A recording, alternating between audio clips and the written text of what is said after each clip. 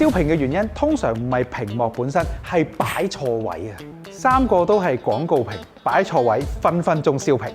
向街櫥窗係最惡㗎啦，太陽直射乜都睇唔到，亮度唔夠咧就一片白蒙蒙，啲途人都睇唔到。新鋪就係為咗呢一種高溫高光嘅環境而設計。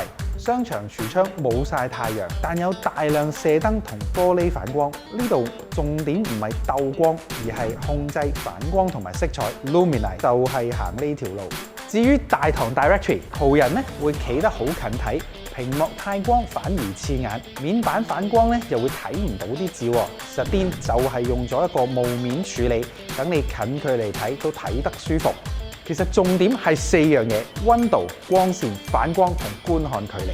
只要呢4樣嘢其中一樣變咗，所有嘢都可以錯晒。所以唔可以一款機打天下。Context 會實地幫你睇現場光同位置，再幫你揀屏幕。留言你個位向唔向街，我過嚟幫你睇。